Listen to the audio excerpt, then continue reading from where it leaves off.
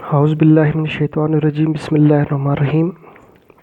پیارے بچوں، السلام علیکم ورحمۃ اللہ وبرکاتہ۔ ستمبر مہینے کی 4 تاریخ 2020 اور میں ہوں آپ کا اپنا استاد سمیر احمد اعوان۔ پیارے بچوں، آج کی ایک نئی ویڈیو جو ہے لے کر ایک بار پھر میں آپ کی خدمت میں حاضر ہوں۔ عزیز طلاب، امید ہے کہ آپ سب خیر و عافیت سے ہوں گے۔ پیارے بچوں، آج میں نے 8ویں جماعت کی درسی کتاب بہارستان اردو کے جس موضوع کا انتخاب کیا ہے اس کا نام ہے ہماری تاریخ۔ پیارے بچوں، ہماری تاریخ جو ہے یہ ایک نظم ہے۔ اس نظم کے لکھنے والے ہیں جہاں نثار اختر، جو اردو ادب کے ایک بہت بڑے اور مایہ ناز شاعر ہیں۔ تو پیارے بچوں، آج ہم یہی جو ہے ہماری تاریخ، یہ نظم، اس کے پہلے 3 بند پڑھیں گے۔ تو پیارے بچوں، آپ اپنی جو ہے درسی کتاب صفحہ نمبر 90 یعنی کہ 90 پر کھولیں گے، پیج نمبر 90 پر کھولیں گے اور میرے ساتھ بآواز بلند اس نظم کے پہلے 3 بند جو ہیں وہ پڑھیں گے۔ تو آئیے ہم سب سے پہلے اس نظم کے پہلا بند پڑھتے ہیں۔ ہماری تاریخ۔ کوئی بھی گھر ہو دیوالی کے دیے جلتے تھے، عید بھر دیتی تھی سینوں میں اجالے کیا کیا، رنگ ہولی کا ہر ایک دل میں بکھر جاتا تھا، چہرے چہرے پہ دمک اٹھتے تھے لالے کیا کیا۔ اس پہلے بند کی تشریح کی طرف بڑھتے ہیں۔ تشریح سے پہلے میں یہاں پر آپ کو ایک بات بتاتا چلوں۔ یہ نظم جو ہے جس کا نام ہماری تاریخ ہے، اس نظم میں شاعر ہندوستان میں انگریزی شاطرانہ نظام حکومت کے جو اثرات کا ذکر ہے اس کے اثرات کا ذکر کرتے ہوئے اس نظام سے پہلے یعنی کہ انگریزی حکومت کا جب یہاں پر قائم ہوئی اس کے جو اثرات مرتب ہوئے ان اثرات سے پہلے کی جو تاریخ تھی ہندوستان میں اس کا ذکر کرتے ہوئے کہتے ہیں کہ انگریزوں کے نظام حکومت سے پہلے جو کہتا ہے ہمارے ملک ہندوستان کی جو تاریخ تھی وہ محبت اور خلوص پر مبنی تھی، یعنی کہ ہر ایک انسان کے دل میں محبت، وفا، خلوص، بھائی چارہ اور رواداری ہوتی تھی۔ شاعر کہتے ہیں کہ انگریزی حکومت سے پہلے ہر گھر میں یعنی کہ گھر میں بغیر کسی تعصب کے دیوالی اور عید کے تہوار منائے جاتے تھے۔ انگریزی حکومت نے ملک میں اپنی چالاک سیاست کے سبب لوگوں کے دلوں سے پیار محبت کا جذبہ نکال کر انہیں ایک دوسرے کے خلاف بھڑکایا، ایک دوسرے سے نفرت کرنا اور عداوت کرنا سکھائی۔ انہوں نے یعنی کہ انگریزوں نے یہاں پر پھوٹ ڈال اور حکومت کرو کی پالیسی اپنائی۔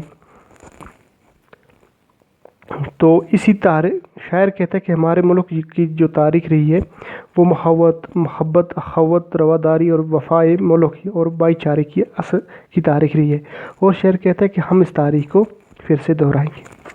تو آئیے اب ہم پہلے بند میں کہتے ہیں، ہم پہلے بند کی طرف بڑھتے ہیں۔ پہلے بند میں شاعر کہتے ہیں کہ کوئی بھی گھر ہو دیوالی کے دیے جلتے تھے، عید بھر دیتی تھی سینوں میں اجالے کیا کیا، رنگ ہولی کا ہر ایک دل میں بکھر جاتا تھا، چہرے پہ دمک اٹھتے تھے لالے کیا کیا۔ تو اس میں کچھ مشکل الفاظ ہیں جو میں نے خط کشیدہ کیے ہوئے ہیں، یعنی ان کے نیچے لائن ڈالی ہوئی ہے۔ ایک لفظ ہے دیوالی۔ دیوالی ایک تہوار ہے، ہندوؤں کا ایک تہوار ہے۔ تو دیوالی جو ہے یہ دیوں کا یعنی کہ روشنیوں کا تہوار ہے۔ اس طرح ایک لفظ اجالے ہے۔ اجالے کا معنی ہے روشنی۔ اجالا واحد ہے اور اس کی جمع اجالے ہے۔ اجالے کا معنی ہے روشنی۔ تو ایک اور لفظ خط کشیدہ کیا ہولی۔ ہولی بھی ایک تہوار ہے ہندو کا جو یہاں پر منایا جاتا ہے، یعنی کہ رنگوں کا تہوار۔ اس کے علاوہ ایک اور لفظ ہے لالے۔ لالا جو ہے، لالا ایک قسم کا سرخ رنگ کا پھول ہوتا ہے جس کے اندر سیاہ داغ ہوتا ہے، یعنی کہ لالے جو ہے، لالے ہو گئے لالا کی جمع۔ تو یہ جو پھول ہوتا ہے لالا، اس پھول ایک قسم کا سرخ رنگ کا پھول ہوتا ہے جس کے اندر سیاہ قسم کا یعنی کالے قسم کا ایک چھوٹا سا داغ ہوتا ہے۔ تو اب ہم اس کی تشریح کی طرف بڑھتے ہیں۔ شاعر کہتا ہے کوئی بھی گھر ہو دیوالی کے دیے جلتے تھے، عید بھر دیتی تھی سینوں میں اجالے کیا کیا، رنگ ہولی کا ہر ایک دل میں بکھر جاتا تھا، چہرے پہ دمک اٹھتے تھے لالے کیا کیا۔ نظم ہماری تاریخ کے پہلے بند میں شاعر کہتے ہیں कि अंग्रेज़ी हुकूमत से पहले, यानी कि अंग्रेज़ों की हुकूमत से पहले हर घर में बग़ैर किसी तासब के दिवाली के त्योहारों पर दिए जलते थे। यानी कि दिवाली जो थी उस पर दिए जलाए जाते थे। सब लोग मिलजुल कर ईद, दिवाली और होली जैसे खुशी के त्यौहार धूमधाम से मनाते थे, है ना, मिलजुल कर मनाते थे, खुशी से मनाते थे। और हर त्यौहार सब के लिए खुशियाँ लेकर आता था। हर एक के चेहरे पर जिस तरह फूल खिल उठता है, यानी हर एक के चेहरे खुशी से, मुस्कुराहट से खिल उठते थे। हर एक के चेहरे पर खुशी जो थी वो देखने को मिलती थी। यानी कि इस शायर अपनी कह रहा है कि हमारे मुल्क की जो तारीख है वो ये रही है कि हमारे मुल्क में अंग्रेज़ी हुकूमत से पहले हर एक घर में बग़ैर किसी तासब के, बग़ैर किसी बुग़्ज़, अनाद, दुश्मनी के दिवाली के त्यौहार पर दिए जलाए जाते थे। सब लोग मिलजुल कर ईद, होली और क्या कहते हैं, दिवाली और होली जैसे खुशी के त्यौहार धूमधाम से मनाए जाते थे, खुशी से मनाए जाते थे। और हर त्यौहार सब के लिए खुशियाँ लेकर आता था। अब हम बढ़ते हैं दूसरी बात की तरफ।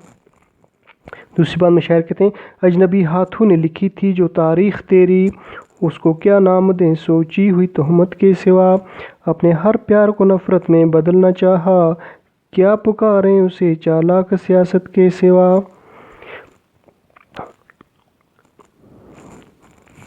इसमें भी 2 शेर हैं, यानी कि 4 मिसरे हैं और ये 4 मिसरों पर हर बंद मुश्तमिल है। दूसरी बात में शायर कहते हैं, तशरीह से पहले अब हम देखते हैं कुछ अल्फाज जो यहाँ पर भी मैंने खत कशीदा किए हुए हैं, नीचे लाइन डाली हुई।